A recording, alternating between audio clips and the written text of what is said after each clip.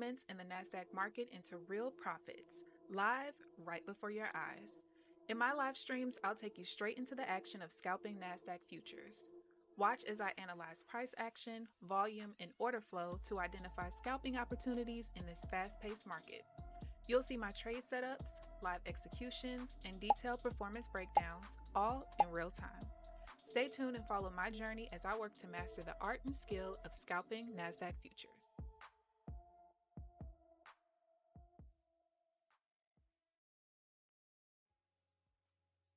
Good morning, good morning. Oh, that was a pretty big push. Good morning, you guys. Good morning, Applejacks. Good morning, Paul. Girl, it's too early to be talking about food. Good morning, you guys.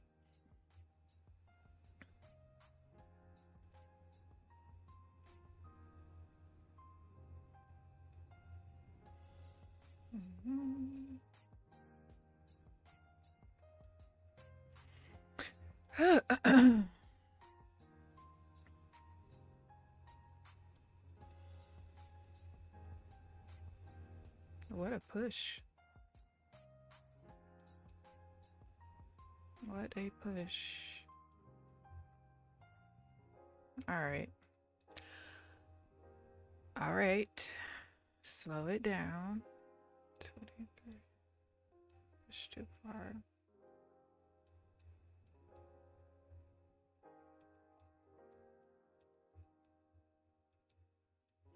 So as you guys can see, I'm flat. I have not taken any trades. I've also not missed any trades, so that's good as well. How are you guys doing this morning? How was your weekend? It's good morning, Amelia. Good morning, good morning.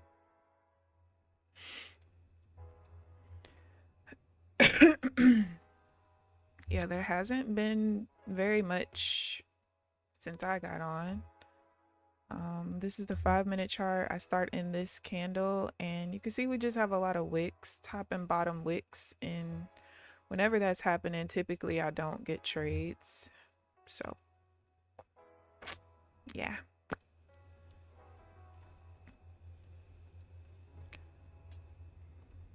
$207 this week.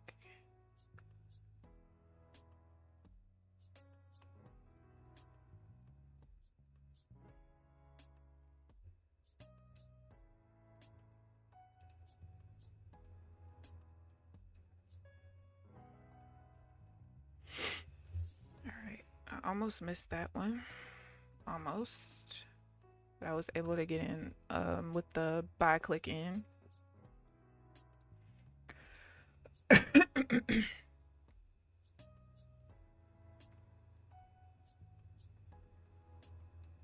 I really didn't expect the volume pattern to actually work out there, so I almost didn't get into it. It had to be super strict. That was the buy there. So double top, I needed this delta to be more than that one. But then because of the double bottom, I also needed this delta to be less than that one. So it was very specific, and because of the numbers, I almost didn't think it was going to actually work out. But it did. But it's it.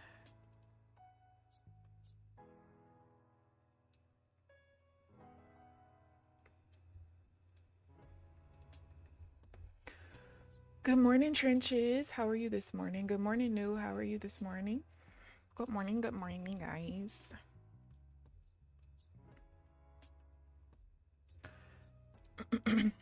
So, with the video that I put out yesterday, I'm actually really surprised that some of the people who love Straight to Funded actually love the video too.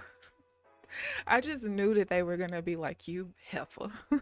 But I mean, it was really informative, and even though I do have a bias, I was able to keep my bias out of it and stay extremely objective and basically say y'all crazy without saying y'all crazy as hell, because that's what I really wanted to say, but I didn't. But oh, not a good morning. Okay, never mind. I'm gonna find something else to say just in case it's not a good morning. Why is your trading not going well? Guess I'll make breakfast since no one else has volunteered. Oh yeah, I'm not gonna volunteer. My breakfast is not until like 1 o'clock. Something like that. All right, we are inside the change zone.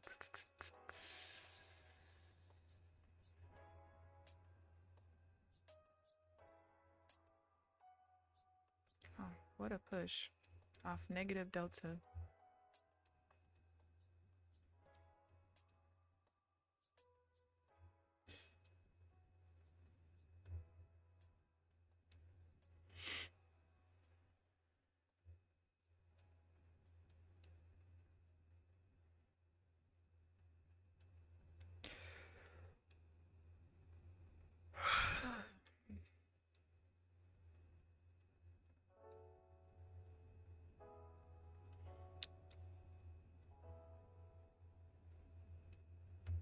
Wait, that's not what I'm looking for. Oh, here we go.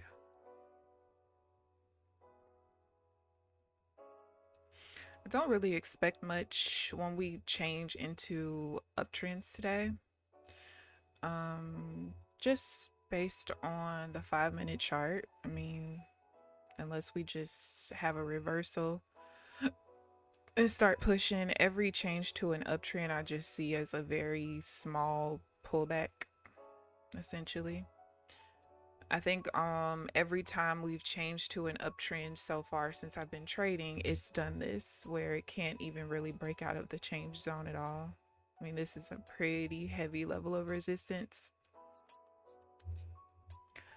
But at some point we might break through. One of the reversal times, probably. You want some eggs? Look, there's nobody volunteered. Now you volunteering to cook for everybody. Yeah, I don't care what type of discount they throw on those. Exactly, Paul. There was a guy who made a comment. I didn't respond yet, but he was saying that he loved the video, but you know, the numbers were a little bit off because they always run sales and things like that. And while that sounds real cute, he was like, so really it's just double, like one for the price of two. That sounds real cute, but guess what? In the last sale that Tradeify did, it was actually the straight to funded was actually quadruple the price of the cheapest account, because the cheapest account was 70% off, the middle account was 60, and then the straight to funded was like 40. So it made it quadruple. Listen, I does my research. Okay. No trades for you is really red. No pullback. So yeah, it hasn't been a pullback. Oh, not you told her to DoorDash? It's my trade because my internet was out. Oh, you chased it. I get it. I definitely get it.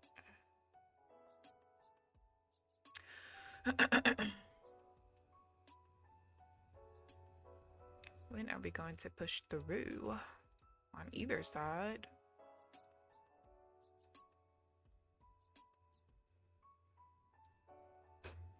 I'm gonna make it a habit. Now that my strategy is a little bit more stable, I haven't had to make very many changes outside of like really, really, really tiny things. Like last week, I realized that like when I'm trading the traditional pullbacks, I can't have it where the point of control is neutral. So, you know, typically I'm looking for a trap or a continuation. So if it's a trap, or if the sellers are in control, the point of control is red. If the buyers are in control, it's blue. But if it's neutral, if they're equal, it's gold. And so this whole time I've been treating neutral as like as if whoever was in control of the trend is still in control kind of thing. Um, but I've noticed that I don't really like that on the traditional pullbacks. A lot of times it's been losing, and I didn't realize that until last week. So I had to make that tiny change. It's like really, really tiny stuff. And so, yeah, now that it's a little bit more stable, I want to start making it a habit of every day and night kind of going through my cheat sheet and just kind of starting to hammer some of the rules in my head. Like I told you guys last week, there are certain setups where it has not changed in this entire time, pretty much. Like once I made the rule for it, it has stuck to it. I haven't added anything or anything like that. So I want to just be able to hammer the rules in my head so that I can stop missing trades because I have to look down very briefly and things like that. So I feel like that's going to be the only way for me to improve my execution is when I'm a lot more knowledgeable, number one, and confident because I have a lot of the rules already in my head, kind of thing. So that's my goal. That is my goal. Good red. Oh, well, I don't want to say good morning, Janelle. I'm going to say hi, Janelle. I'll just say hi and we'll leave it there. Yeah, this morning has been tough. Has been tough. What are you trading this morning, Janelle? Gold and platinum or just one of the two?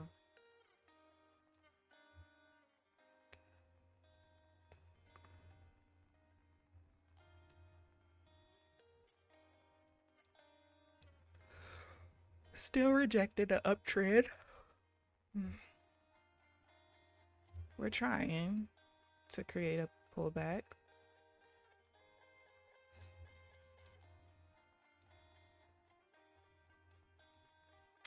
That does nothing for me.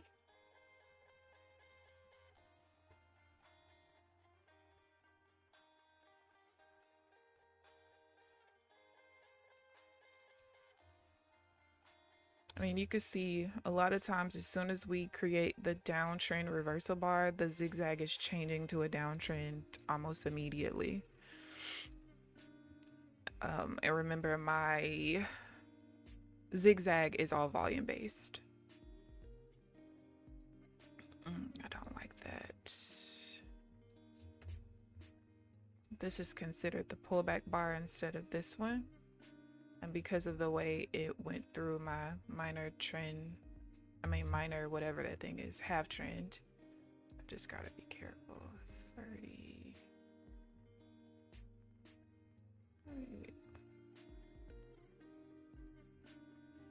Pull back too far.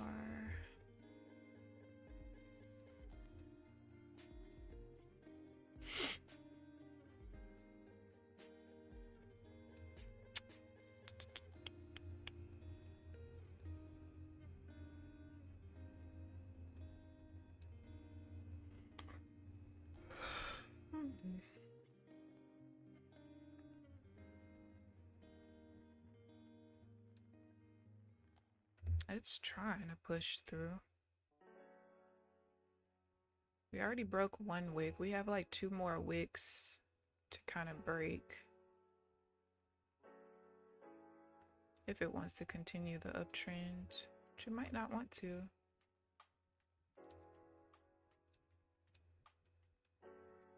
Seven. 27.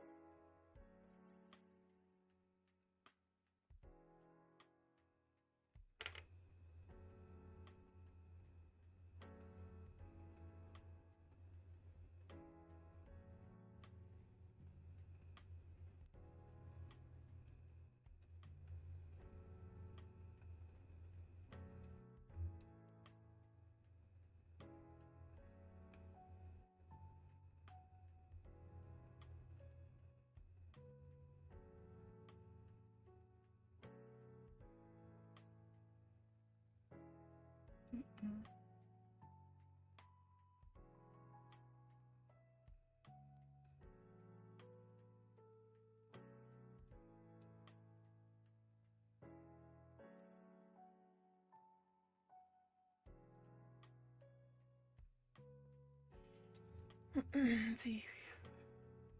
I got you. Damn. One of your brokerages is down that much just today or like total because of the bleed that started on FOMC day? But at least your TP hit. I mean, you can't control your brokerages, unfortunately.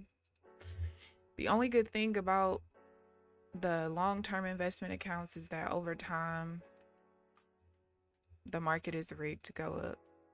And as annoying as it is to see our numbers go down, at least we could be somewhat confident that they will return at some point.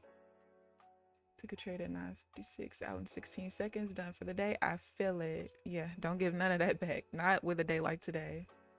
Buy more index funds to DCA some of your stocks. You got chewed up today? Good morning, Blackout. Well, not good morning. I'm just gonna start saying hi. I don't like saying good morning and we're red. We don't like the market. Just hi, Blackout.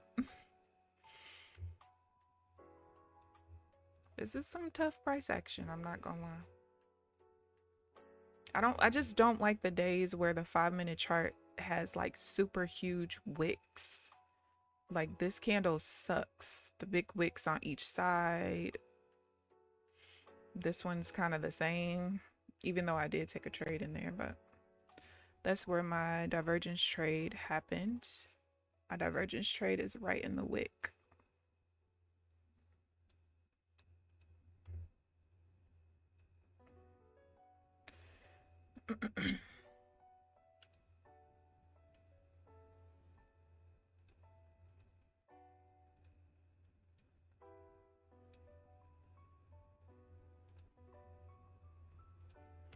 So where we changed to an uptrend, it looks like we're going to try to change back to a downtrend at the same spot.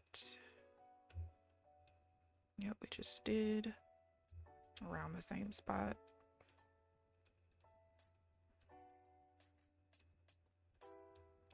Let's see. And I'm just waiting. I can't take the divergence because the zigzag messed up there. So anytime like the zigzag messes up in the swing right before my reversal bar entry, I don't take it, because that lets me know that like volume was, the buyers and sellers were a little confuzzled during that swing, basically.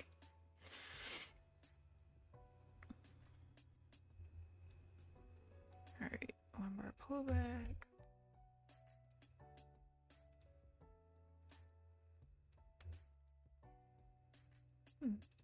Surprised at the initial rejection of the downtrend. I mean, look at this. What the? At least I seen you. Thank you, Blackout. Thank you. Definitely hands off for you today. Your second brokerage was down 33,000 Friday. Oh my goodness. No one jumped in shorts after market open. I didn't. Well, you know, I have to wait 5 minutes before, 5 minutes after the market opens to start trading. But then because of the 8:45 medium impact news, I had to stop at 8:40. So I only had 5 minutes to trade. Nothing happened at all. Then I restarted at 8:47 and had to stop at 8:55. So really only had about 13 minutes to trade out of 25. And there was nothing going on at all. At all.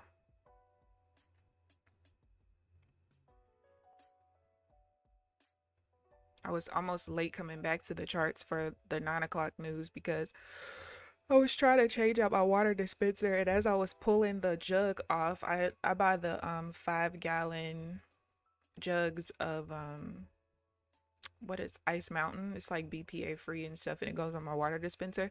So as I was pulling it off, I don't know why it was stuck like that, but child, the whole top of it came off, and I tried my hardest in those 2 minutes to figure out the structure of it and fix it.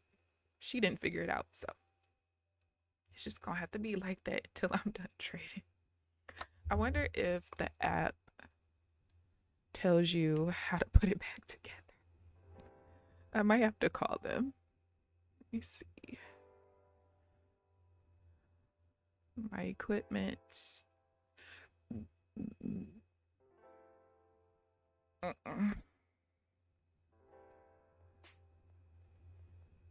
Customer support. Equipment. Equipment issue. Shit. I just want... I need the market to be kind of below basically where it is now in order to trade. Gotta kind of clear where we changed to a downtrend. The minor trend changed back to a downtrend. All right, there we go. 2.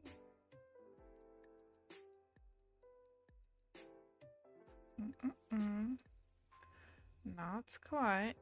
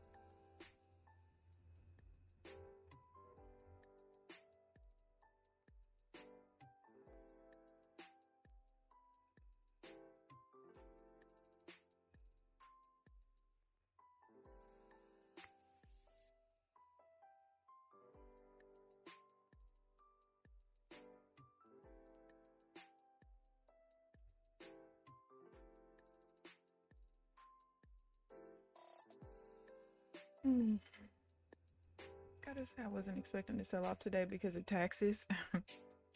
Oh, speaking of taxes, I need to go pay my property taxes. Ugh.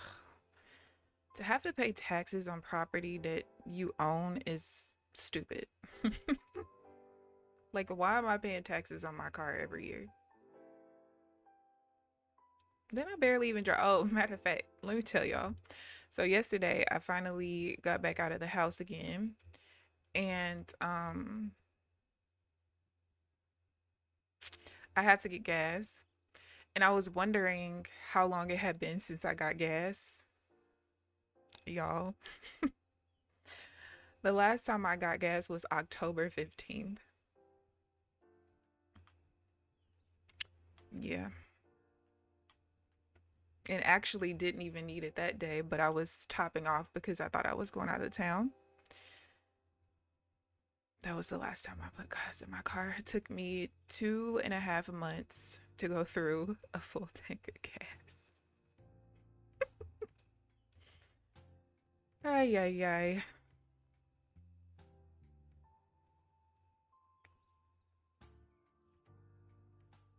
Six.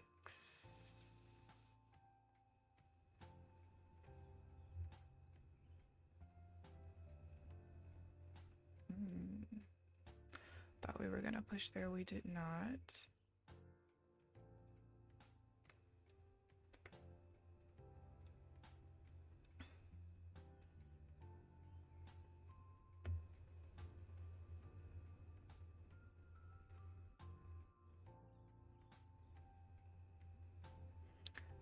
Oh, damn, I missed that.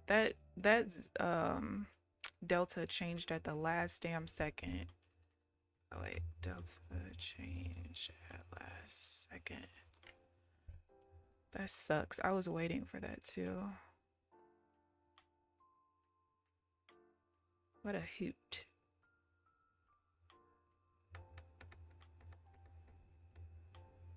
Damn.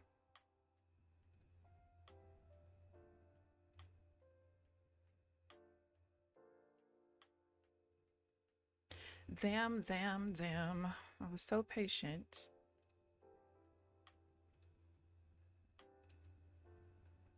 And I would have definitely gotten filled too. 2 different opportunities to get filled. That sucks. It's mainly because the okay. It's mainly because the point of control was so close to the close of the bar. And so initially the sellers were in control of the bar. If I go here. Initially the sellers were in control of the bar, the point of control, and then it kind of like pushed back up to that level, changed it to a trap, and then closed. And I was looking for it to be a trap based on the delta. So yeah,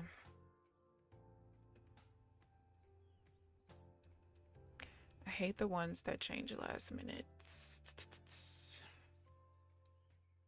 That's why a lot of times I prefer when the point of control is in like either the wick of the bar or like at the very top of the body, or bottom, obviously, if we're going for a buy. But I hate when it's close to the close because it's so easy to miss the trade because you're trying to like validate and make sure that the point of control stays what it is.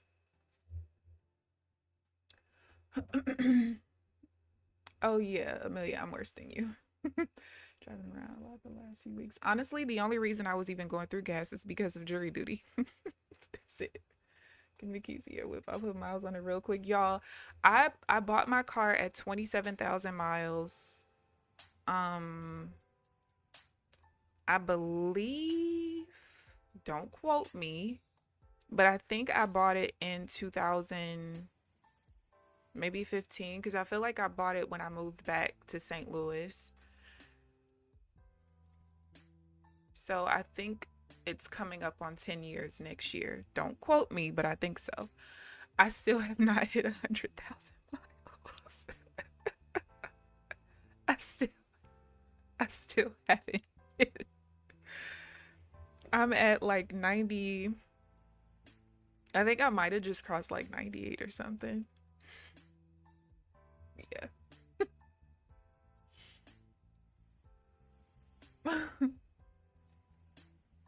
Listen, we listen and we don't judge. I hate driving, y'all. I hate. Paul said, excuse me. Yeah, I don't like driving. I get out of the house once a week. Well, technically, the last 3 weeks kind of didn't count because I just didn't leave my house for a month almost. So that's part of it too. But still, like all my grocery shopping, all of that stuff, I do literally within a 5 mile radius. So, like, I go to one spot, I make one big circle. So, probably total round trip, I'm probably driving mm, maybe like 20 miles round trip to do all of my grocery shopping. So, yeah. And I just do that once a week. And then, if we have like family events and stuff to go to, I definitely try to hitch a ride with my mother. Unless it's something where like I know she gonna be there too damn long. Like my mom don't know how to leave places. She opens the party up and she closes it too. Okay? So sometimes I'm like, you know what, baby, you would just go on. I'll be driving myself. But yeah, I try to hitch a ride no matter where we go because I just don't like driving. I don't. That was another reason why jury duty was a little much. Because even though it was only like maybe a 12-mile drive, it's like every week. And then I still got to do my grocery shopping on a whole nother day. That's too much. It's too much. Not we listen and we judge. I've had my car since 2021 and you had 62,000? Shit. No, ma'am. Too much driving for me. No, no, no.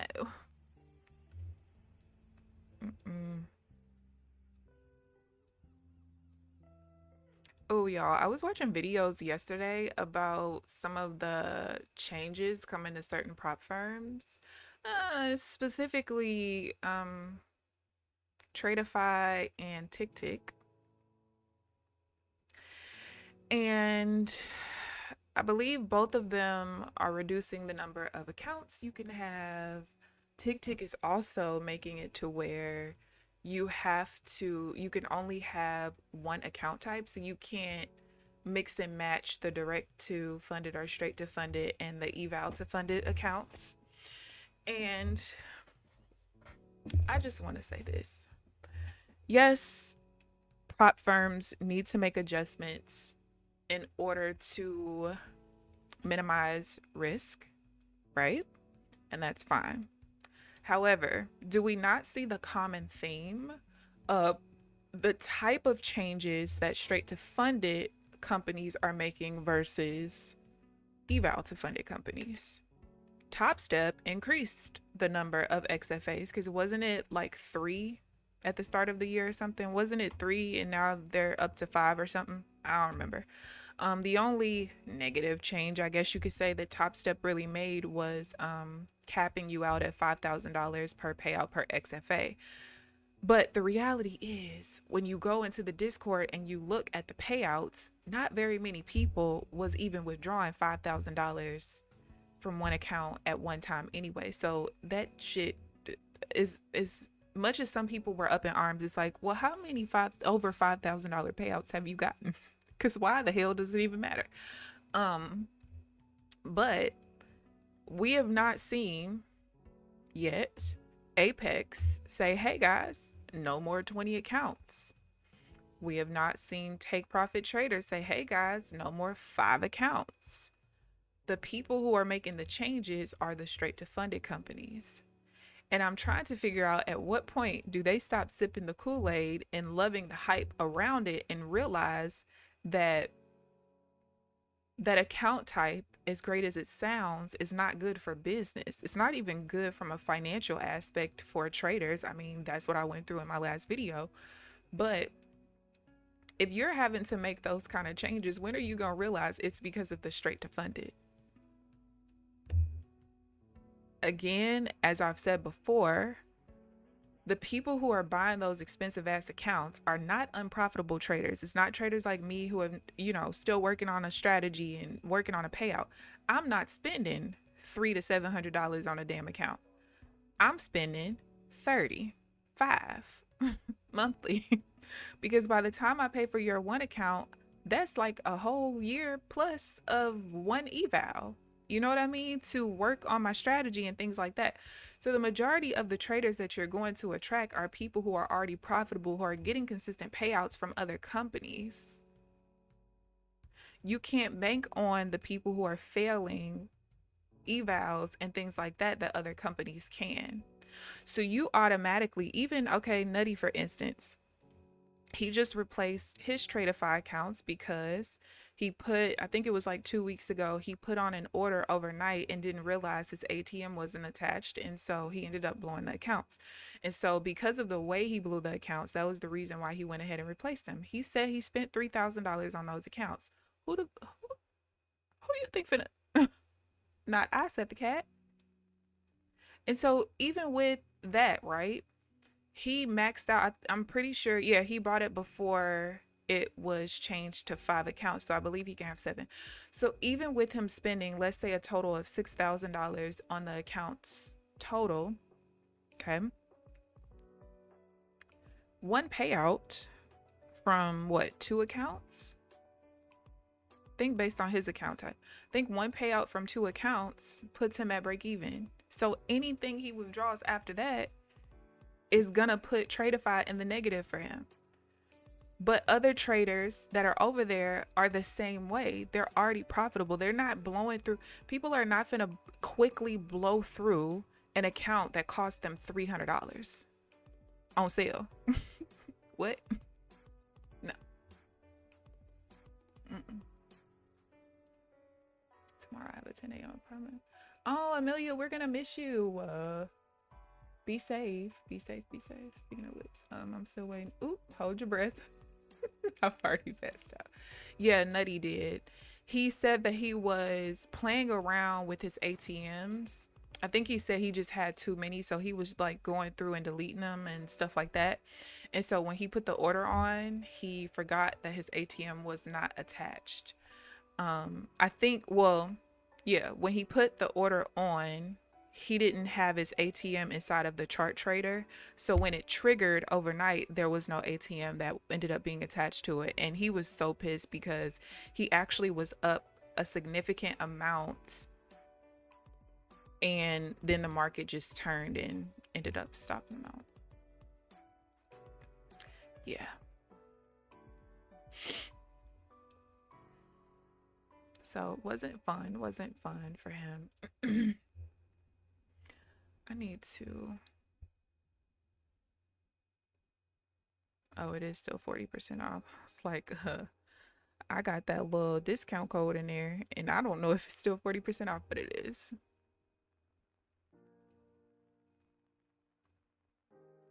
What a chop fest.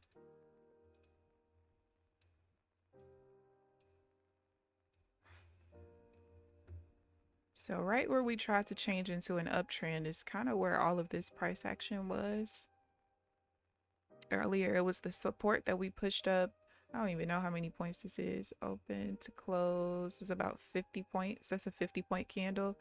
Then we dropped right back to it, came below it, and now we're kind of using it as resistance. Still, the lowest point today is, well, at least during the intraday session, is 253, which I think is the overall. Yes, the overall. So we still got some room to take out the wick down there.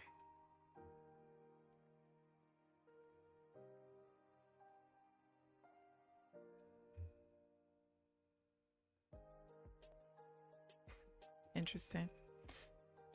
I was looking for the buy here, but we had equal deltas. So it was, the delta was 12 and it was a trap of the sellers. This one, the same exact thing. Delta of 12, trap of the sellers. How interesting. And boy, did we trap.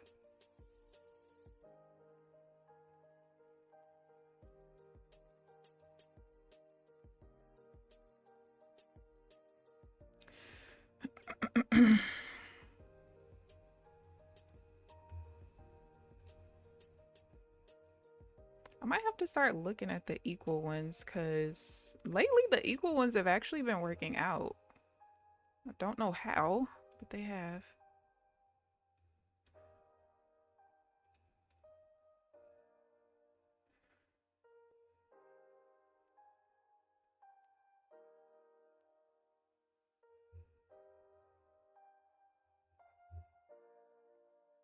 I don't really feel comfortable taking the alternate divergences yet. I haven't really started taking them. I think I might have taken one at some point, but I'm not really, I ain't ready yet. I'm not. Maybe I should be because, wait, no, I think I would have gotten stopped out. Yeah, I would have gotten stopped out.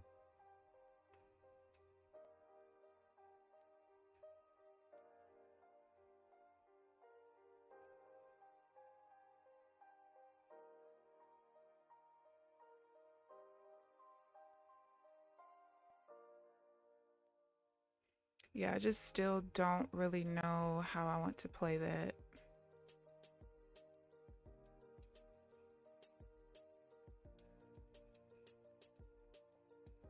I would have gotten stopped out by one tick, actually, I think. Let's see, open 28.25. The high of that is 20. Yeah. So I literally would have gotten stopped out by one tick right there. I just, yeah, I don't, it's so weird because this type of divergence was my favorite. But it is not anymore. So I'm just gonna stick with my guns of not taking them. I'm gonna keep tracking them like in my journal and on my little sheet where I track all my setups. But for now, I'm not gonna take them though.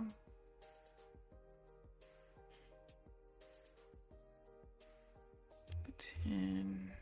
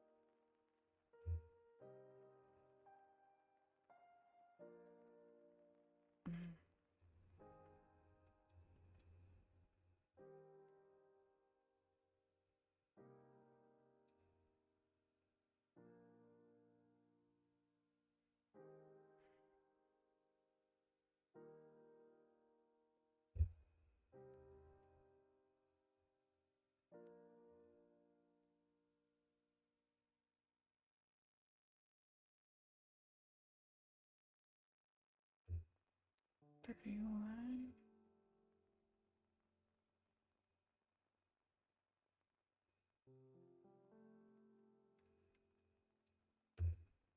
I don't even think I would have gotten filled. No, I probably would have. That one was too close.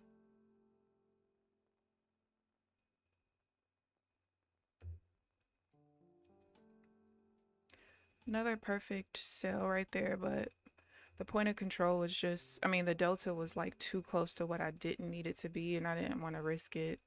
When the volatility is kind of high, I know that if I get into the trade, I can't get out of it. Like, I'm going to get stopped out. And that's happened to me the last couple of weeks. And I just rather not.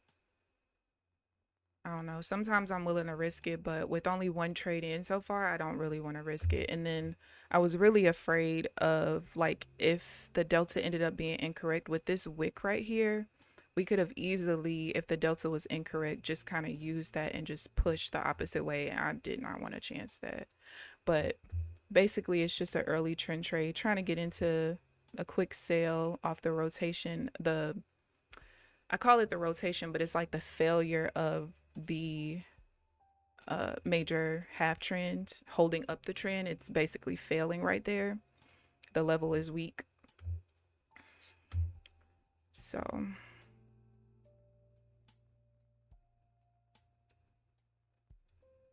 was a great setup, but the delta here was 31, so I needed it to be less than 31. And right before the bar closed, it was showing as 27, and that's kind of close.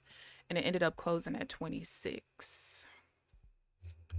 But sometimes when I need the delta to be less than another number, and that number is particularly small, like I'm used to seeing like 50, 40, things like that. So when I see anything 30 or less and I need to be less than that, I'm real careful. But that makes two trades that I just couldn't get into because the delta changed so late.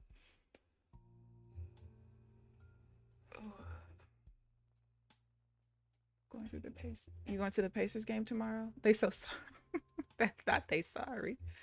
Not they still in the lead. Listen, honey. The last time I watched a Pacers game was when Jermaine O'Neal was the star. That's the last time I watched a Pacers game. Hated driving through Indiana in the winter. It was always snowing. Yeah. Oh no. No snow? People just I'm a Florida only truck. Yeah. You gotta go where the weather is good. My best friend who's a truck driver, he's in Texas and wait a minute, 51. We pushed too far down. One of the times where it snowed out there, it was a show. And I was just like, look, you need to be careful. And I forgot what part exactly he was in, but he was saying like when he was coming over, it was kind of like a hill. And so there was actually like completely stopped traffic on the other side of the hill. He couldn't see it as he was like coming up. And yeah, thank God he was okay. He didn't end up getting into an accident or anything, but with the weather conditions on the road, then you come over a little, hill and you see everybody stop. Even if you're going super slow, you can slide big time.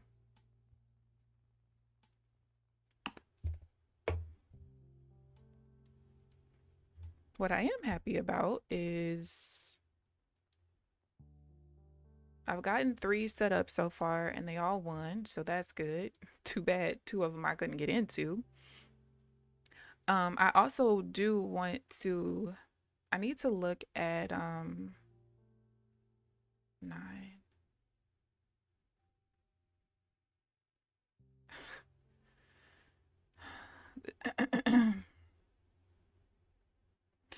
I need to look at divergence trades So let's say this was a divergence trade, right?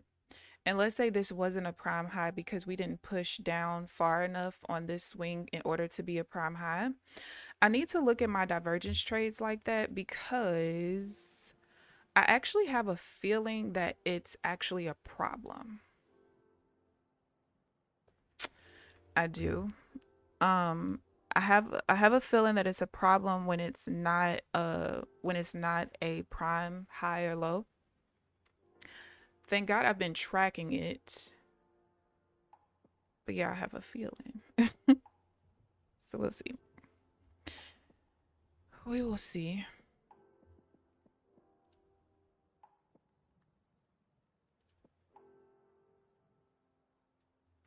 I know it's set up once earlier and I didn't take it because I'm so used to only taking it when it is a prime high or low. So I'm going to record it, but I'm going to look at it a little bit later to see. 31. Can't do 6. Week doesn't matter. 79. Oh no. I almost screwed myself right there. I can't take the first pullback after we change trends.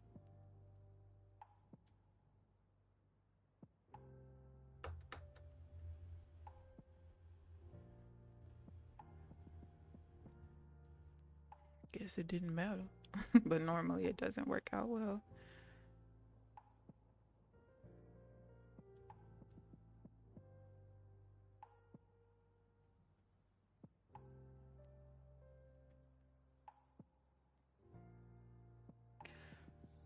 $12.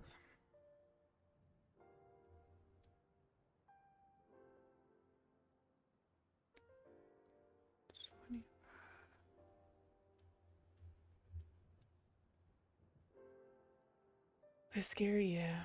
Yeah, I would have freaked out too. Shit, I freak out in a regular car. I do.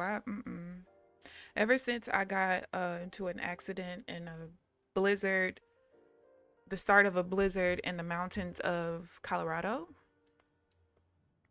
That's why when I was working as a nurse, ever since that happened, I always take off every February completely from work because that's when we have the most snow here. And yeah, 41. PTSD for sure.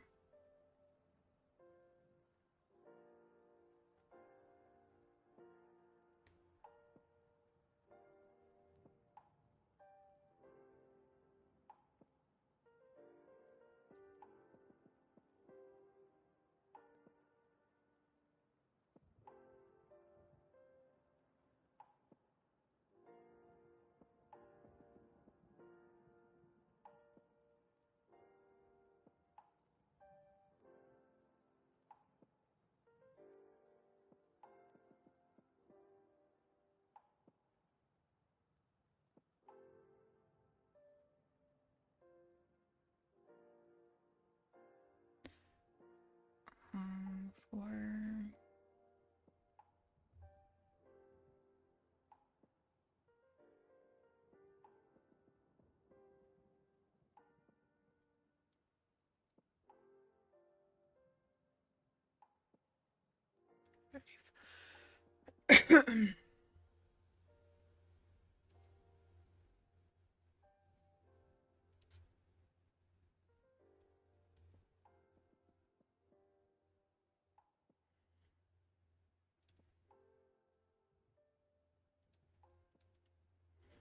35.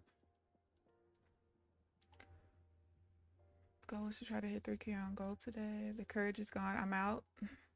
So you just had the $1,700 trade. That's still a good day though. Colorado's. Can't imagine driving in a blizzard. Listen, it was the scariest thing ever. And thankfully,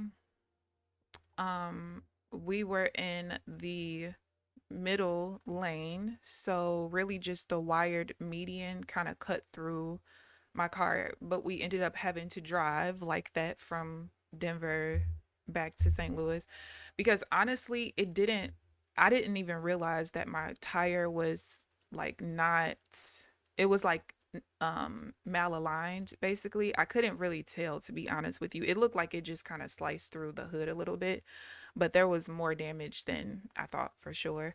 But I was just grateful that we were in the middle lane, because if we were on the outside lane and the slide happened like that, I you wouldn't know who I am. Okay, because this happened like 5 years ago. But yeah, and it was just so annoying because so we made the drive from California to Vegas, stayed in Vegas for like a day and a half, then went from Vegas to Denver. And that was my first time in Denver. So I'm all excited to go. And the worst part was the snow was supposed to start in Denver and work its way out to the mountains. So the way that we had timed it, we were like hours ahead of schedule, and we shouldn't have gotten hit with the snow until we got to Denver to our Airbnb. But, you know, the weather had a change of plans and it started actually out in the mountains. So it was not fun. It was not fun at all. I can't say that. And then because it was so much snow, we couldn't even do anything, go anywhere, no, nothing like that. The only good thing was the fact that because they're so used to that much snow, you know, they had everything pretty much out of the way so that we could leave a day and a half later. So that was good, but definitely not a fun time. Definitely not. I was just talking to my homie about a trip to the Bahamas. He want to go back to the Bahamas. When I went to the Bahamas, it was cool. We went to like a private beach. One of my old business partners, she's actually from the Bahamas. She actually won the, what is it? It's called the lottery, when you can win citizenship. She actually won the lottery to come here. And so whenever we went to 36, whenever we went to oh, you bastard. Whenever we went to the Bahamas, we were lucky enough to be able to go to her parents' house, and they always like cooked us all this food. It was, oh man, we went like 3 years in a row, I think, and that food was so damn good. So good. That was the highlight, honestly. And they lived on it's called Millionaire Row, if I'm not mistaken. It's a bunch of houses that's kind of on the canal, and the canal is where they filmed, oh my gosh, what is the movie with all the, I think it's the movie with the dolphins. Damn, what is it called? I cannot remember, but it's where they filmed that. And so now I can swim, but I'm deeply afraid, terrified of deep water. So I do not go in deep water. But they would like jump in the water and swim and stuff, and then we were able to get like jet ski. Well, she didn't go on the jet ski. I was on the little boat that was near the jet skis, taking them out there. That's what I do. Okay, I don't go on no jet skis. We don't do that. I don't care. You could put 17 floaties on me. I'm not going in no deep water, and I'm not going on anything that can potentially quickly and easily flip me over. So yeah, I swam in deep water one time just to overcome my fear, and I'll probably never do it again. Ever. Not the Bahamas sounds so much better. Colorado is cool though. My sister, she went, I think it was last year, with some people for someone's birthday, and she really enjoyed herself. She they went to, I think it's called Hot Springs, if I'm not mistaken. When you can get in the spring water and it's warm and stuff, even if it's cold outside. I think that's what it is. And she thoroughly enjoyed herself. No. I didn't do that when I was out there because we couldn't go nowhere. But I forgot what time of the year she went though.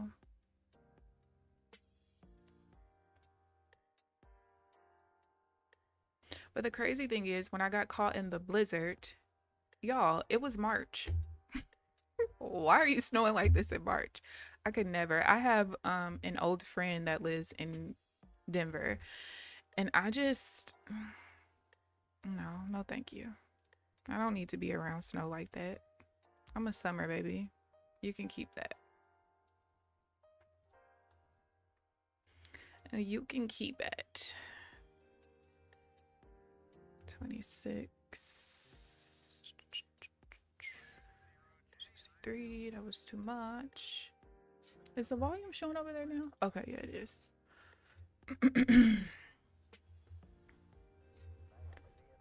Blackout, I saw you say something. This is the worst. The market. The market is the worst. It's definitely not the best price action. 73.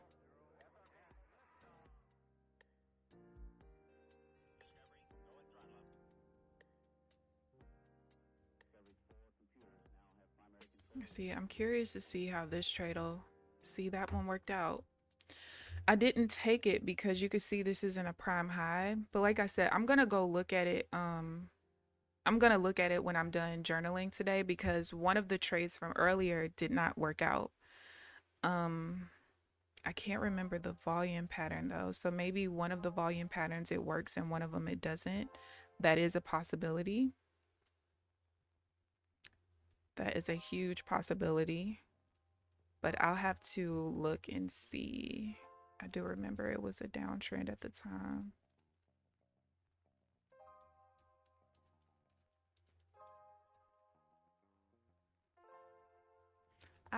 Maybe it's the volume pattern that matters. Well, I'll be able to easily look it over. Oh, y'all, I did a lot of organization this weekend. First of all, I went into my TradeZella and I went into the journal part and basically created a page for each of my setups so that I can easily track what adjustments I make to each setup. Because what happens is, so let's say for instance, I want to, check when the counter trend is at a prime higher low or if it's at the level, but it's not a prime higher low. What would happen is like sometimes I would be like, I know I looked this over before, but I don't remember when. So then I have to scroll all the way from November 5th to now to see, which is very annoying, by the way, in case you didn't know. Very annoying. And then also there would be times where 11. Nope, that didn't work out. It would also be times where I don't know if I looked something over or I can't remember, like maybe I looked something over, changed the rule, then kind of change back. And so now it's really easy because I can just go to the counter trend divergence, click it, and then inside of it, I can look at that particular, I basically kind of broke it up into like volume pattern, order flow pattern. So it's really easy for me to look at what adjustments I've made to my strategy based on those particular parameters. Then I did some other organizations so that when it's time for me to start being consistent with putting out videos like I did yesterday, it's very easy for me to find certain outlines and stuff like that. But that was a pretty good idea of mine. Also, I went and looked at my TradeZella to look at what my overall loss has been since I started this particular strategy. And first of all, I thought I started the first week of November. I actually started the second week of November. I don't know why. I don't know why I thought I started at a different time, but I did. Um, I don't trust that. Yeah. Um, so anyway, so I looked and since November 12th, I think it was that I started, I've only lost like $700. And when I go through and I look at the number, actually there's like 3 days that is missing. So it's probably more like maybe $1,000. But I basically just look at what it would be if I just take one contract per trade. So I don't include like, if I have a day, I only include one account as well. because to me, that's the only real way to look at analytics properly. Now, that's only because I'm testing the strategy, right? It'll be way different if I was, tracking the actual balance of my PA and stuff like that. Then obviously I'm not going to change the contract size in there and stuff like that. But for the purposes of tracking the strategy, it's best to always look at it in regards to one account, one contract per trade, or whatever your normal number of contracts per trade would be. So that was actually, I ended up losing less than I thought. Honestly, I thought I lost way more than that. So that's not too bad for like 6 weeks of probably, wait, yeah, about 5 to 6 weeks of trading a strategy, starting it from scratch with only 1 day of back testing.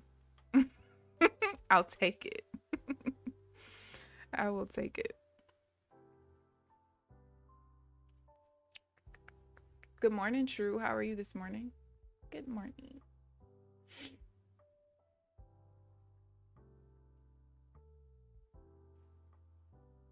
Do I still keep in touch? No, I don't, Janelle. You want to snowboard? Yeah, no.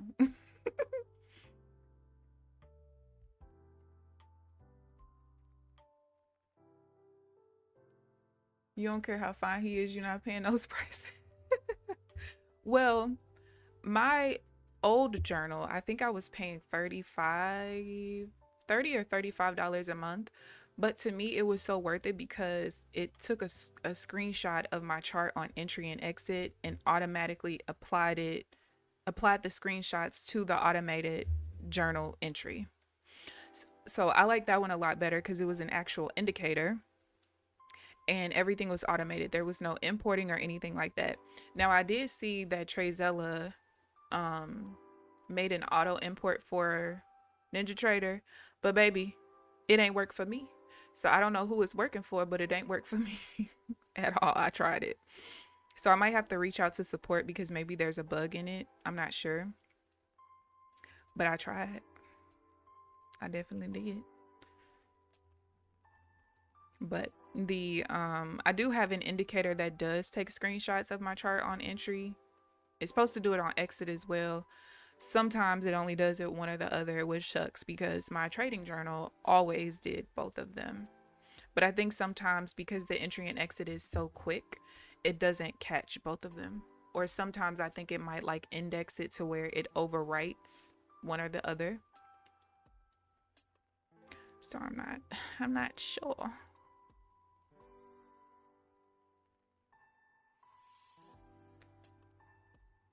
$25.70.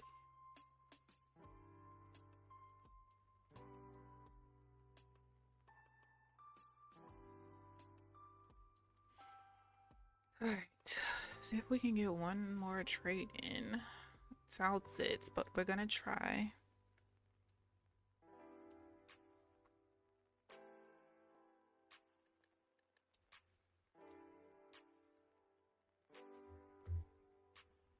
New York Stock Exchange will close markets on January. What? Oh my God. Thanks for telling me, Amelia, because I had no idea. January 9th. Okay. Those automated journals sound cool though.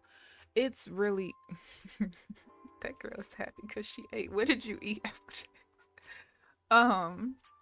Yeah, the automated journal was everything. I can say that I did prefer, even to this day, the interface of Trezella is way better.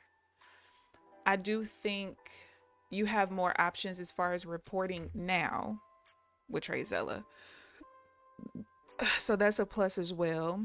But not having to import manually was everything. And not having to, because since I have the other indicator that takes the screenshots of my charts, when I do go through and I'm going through Trezella and I'm, putting the tags on each trade based on the setups and stuff, I do attach the pictures, but it's just another added layer to what I didn't used to have to do.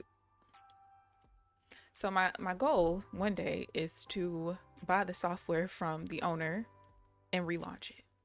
That's a goal of mine. because it really was a nice software. I would likely pay an engineer to redo the interface because I don't really like the interface that much. It's not bad, but after being in TradeZella, you know, it's like, so I would definitely do that.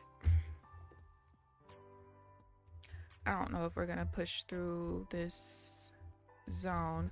My middle half trend changed to a downtrend down here, and so it changes back to an uptrend to match the other two when price gets above the level. So when the middle one doesn't match the other two, I don't take trades. Because a lot of times what we'll see is consolidation between the levels. So really it'll be between the change zone and where the middle would change back to match.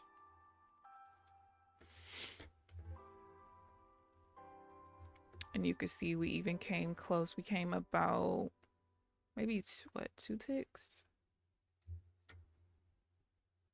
Yeah, we came 3 ticks from breaking it and then reversed. All right, there's a 1 bar pullback right there.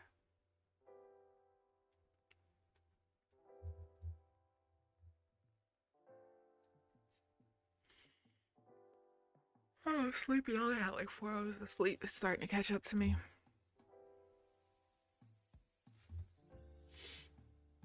See if I remember to eat the rest of the day. Damn, hash browns, Gordon Ramsay style scrambled eggs, and candy pig bacon. Girl, what is Gordon Ramsay? Now I'm finna have to go look at that. Not the high blood pressure diet. Hold on, I want to see. Let me go to my other YouTube to look. Sometimes when I want to look at certain stuff, I have to log into my other YouTube because I don't want to start seeing a whole bunch of that in my dang on timeline. All right, Gordon Ramsay.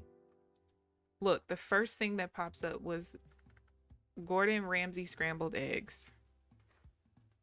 So obviously, this is something a lot of people like.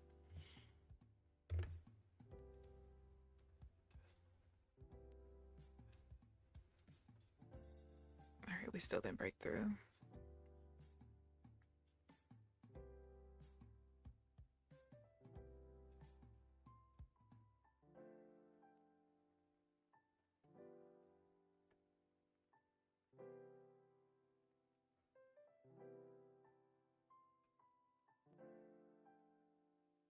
Interesting. In a pot?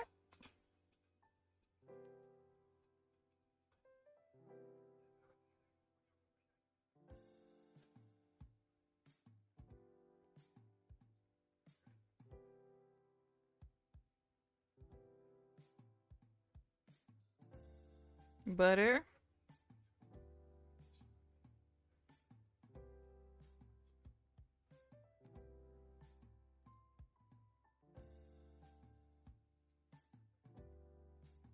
Good morning, Traders Chick. You like my latest video? Thank you. Thank you. Thank you.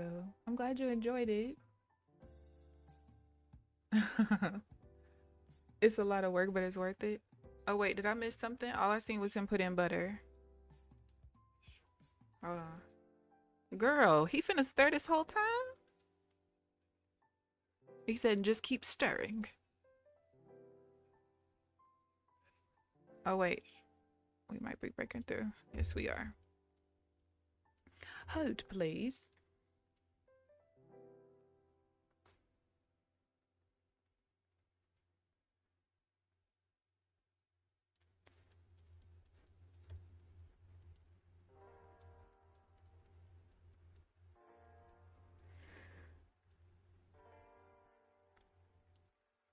Oh my gosh. Oh, you know what? I ain't gonna be able to do nothing with that. All right, back to the eggs that I can't even eat.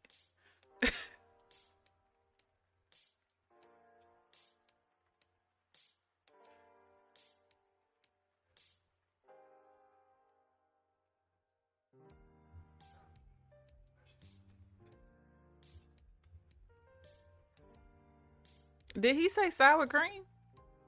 Girl, hold on.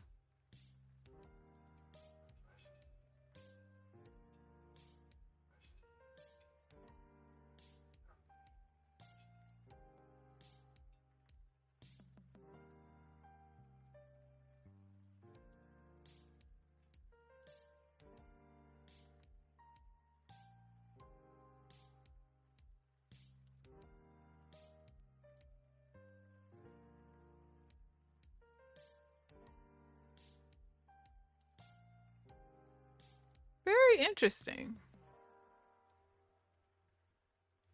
Very interesting. Um, butter and sour cream and eggs, and you whipping. Just whip, whip, whip until it's done. Oh, and salt and pepper at the end. Not we brand new. Oh, you don't do the sour cream and chives, so you just do butter. See, I don't. You know what? When I did used to eat eggs, I ate eggs in pretty much all the different ways because eggs was one of my favorite breakfast foods. So I've had like creamier eggs, like, the softer scrambled. I don't even mind hard scrambled. I don't mind sunny side up. Like, I liked all different type of eggs. So trust you me, when I had to get rid of eggs, I was not happy. I was not happy at all. Like when we were younger, my cousin who has the kids, so I call my niece and nephews, he would come over every day in the summer. And he used to be so mad because, obviously he has to wake up hella early to come over our house since his mom had to go to work. And so my mom was working from home at the time. He'd be like, and Keisha, how long they gonna sleep? He'd be up by himself till like noon. Soon as I wake up, Amber, can you make me a egg sandwich? And still to this day, he said I make the best cheese egg sandwich ever. To this day. Now I make them for his starter.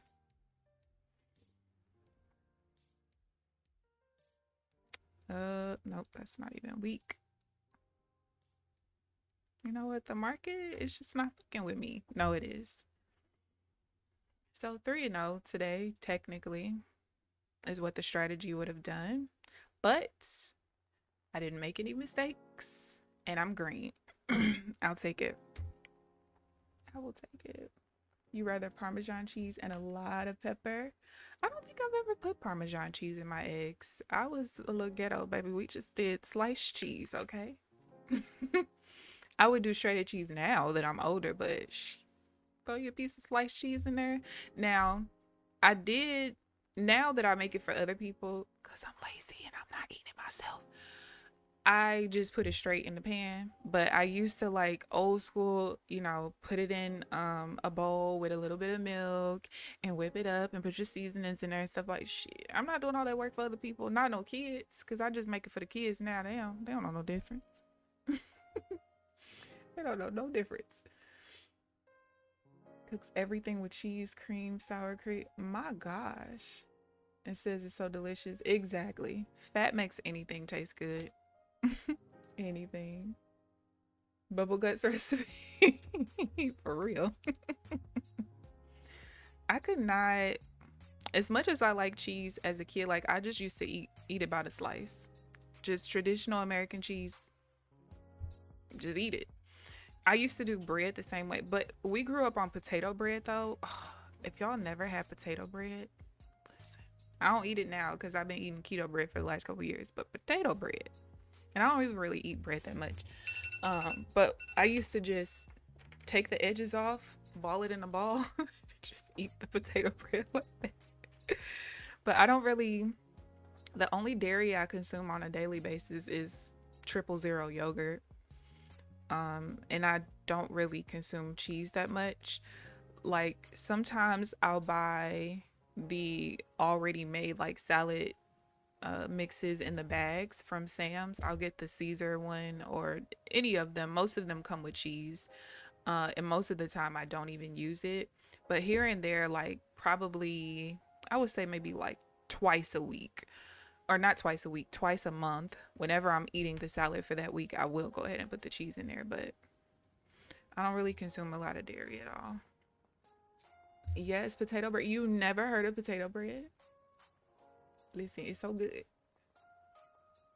Better for the tummy. She asked me what eggs did I use because they were all yellow.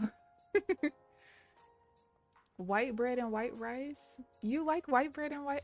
Maybe because I haven't had it in so long. Now, brown rice can be kind of ugh, sometimes, but I like to buy the rice that's in the little cups and you just put it in the microwave for like a minute and a half. Look, So most of the time I get either the brown rice by itself, brown rice with quinoa, and then there's one with like brown rice and wild rice in it. But I haven't had white rice in so long, or white bread. Stop being messed up, but it's still so. Let me show y'all what potato bread looks like, because Apple Jacks got me messed up a little bit. If I can find it.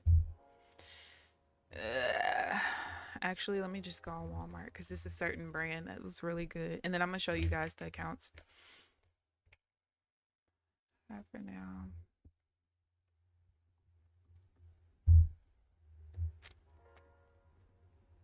Ah, do they not sell it anymore? Ah, there was a brand that had a potato on it. And it was the best potato bread ever. Now, come on. Potato bread with potato logo.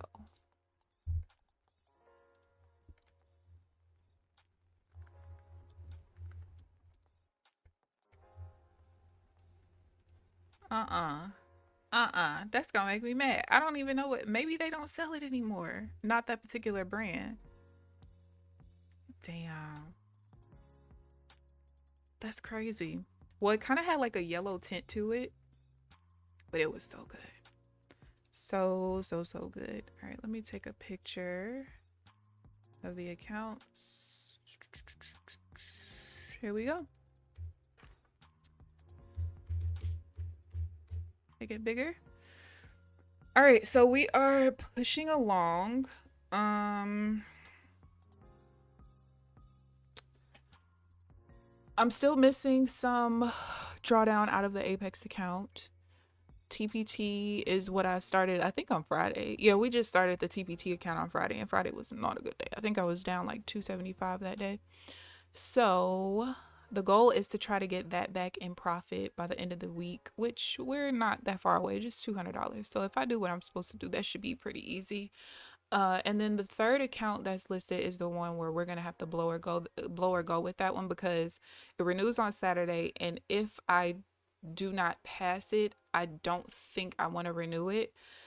Just because the TPT account is basically double the monthly price of the Top Step accounts. So I would rather not be spending extra money, like, you know what I mean? So I would rather just have one account with TPT, one with Apex, and then one with Top Step, and kind of leave it there. So we'll see. But not too bad of a day, honestly. Mandela effect bread. No, Trenches, it was real. Okay, no, because I'm gonna find it and then I'm gonna show y'all tomorrow, because it was real. I will bring my mother in here to tell y'all it's real. Oh my gosh. No sugar, no flour. We don't have all of that stuff either, honestly. Like, we didn't have sugar in the house until my grandma moved in with us, but that's because she drinks coffee every morning.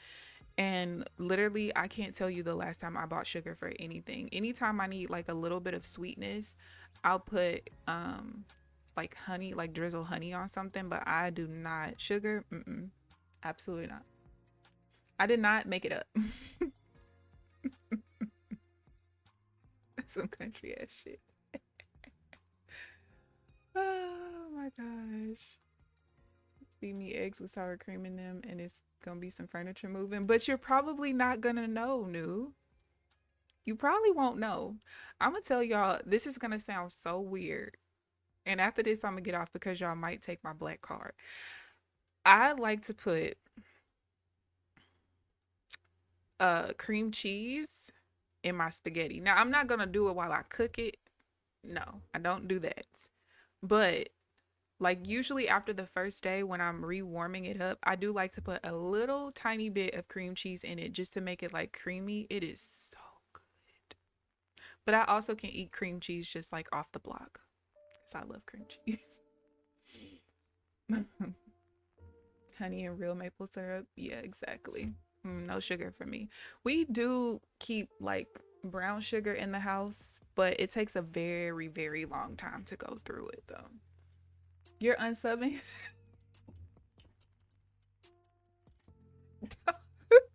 You can't okay, ma'am. You can't knock it until you try it. It's not bad at all. It just makes it creamy. That's all. Oh my gosh. Jack, she's out of here. She's sick of my shit. It's not that bad. It's really not. I don't do it all the time. And like I said, I don't do it while I'm cooking it. Obviously, if you do it while you're cooking it, you're going to know because people are going to be like, why is it so light? But it's not bad. Sour cream, bubbling brew. I do like sour cream too, but I don't really put sour cream in much. I would have to be eating like tacos or something, or like a chili. Now I will put sour cream in my chili. Again, not while I'm cooking it, but when I'm eating it, absolutely. A dollop of sour cream, a little bit of cheese. Yeah. But I will tell y'all my secret ingredient for chili, and I learned this from my donor, is it 7 Up or Sprite? I think it's 7 Up. It is so good. So good. So good. What the YouTuber does cream cheese in all her pasta. See? It's not just me. And honestly, I don't even know why I did it one day. I didn't see it anywhere or anything. I don't know. I just did it. And I've been loving it ever since. 12-ounce bottle for $15. My gosh. What the hell, Keamber? Stop talking. Okay. You know what? Fine. Fine. Let me show y'all this real quick and then I'm out of here. Because Applejack's is kicking me off. 12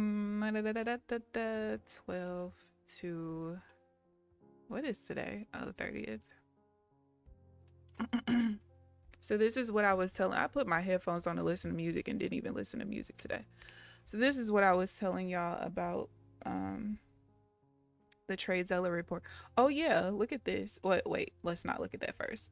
So this is what I was saying where since I started trading this strategy, I'm only down $700 over the course of almost 6 weeks. But like I said, there's like 3 days that's missing in there because that was when I didn't know that Tradeovate, when you get the free reset on renewal, you get a brand new account. I had no idea because Rhythmic doesn't do that. And so I lost the data for that. So the only way for me to make it completely correct is for me to go into my trading journal, open up the charts for that day, and manually enter the entry and exit prices and stuff.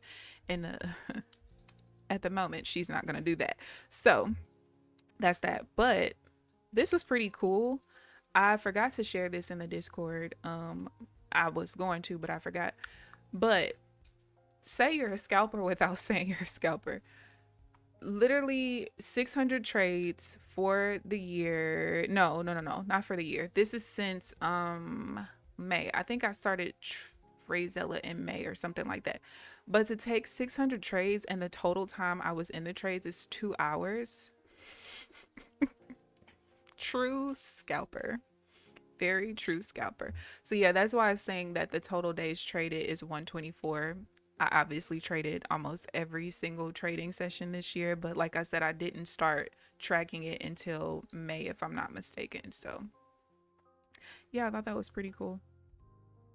Pretty cool. Oh, wait, are y'all taking my black card? Wait a minute.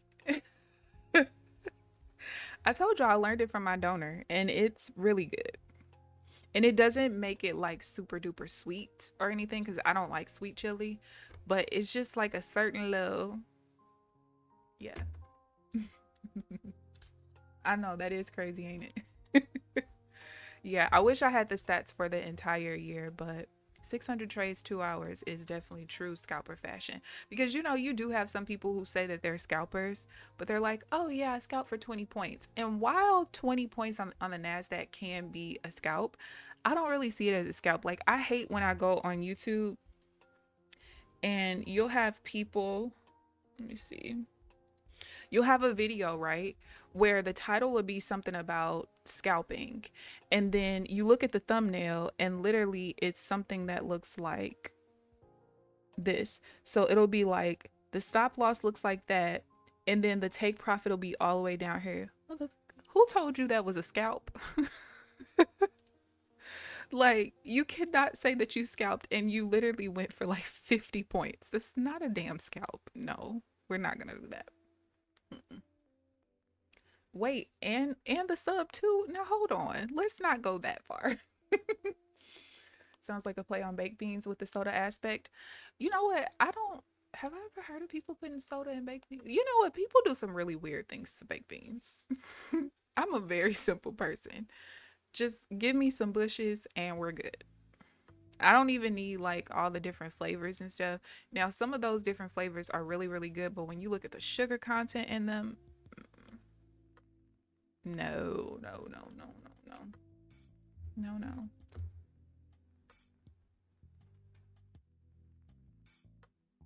No. All right, y'all, I'm done for the day. Great discussion. Great. Today was not that great.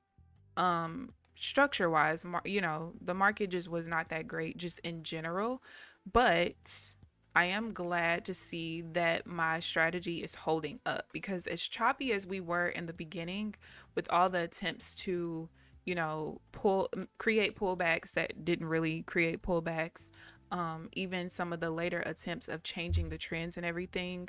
I'm just glad that I didn't get stuck in the chop, which was my biggest goal with creating this strategy. So I would say today was definitely a success. Definitely. Yes, green. Now I get to go post a green day in the P&L room. But yeah, thank you guys for tuning in. Please like the video on your way out if you haven't already. Subscribe if you haven't already. But other than that, I will see you guys bright and early tomorrow morning at 9 a.m. Central Standard Time. Enjoy the rest of your day. Bye, guys.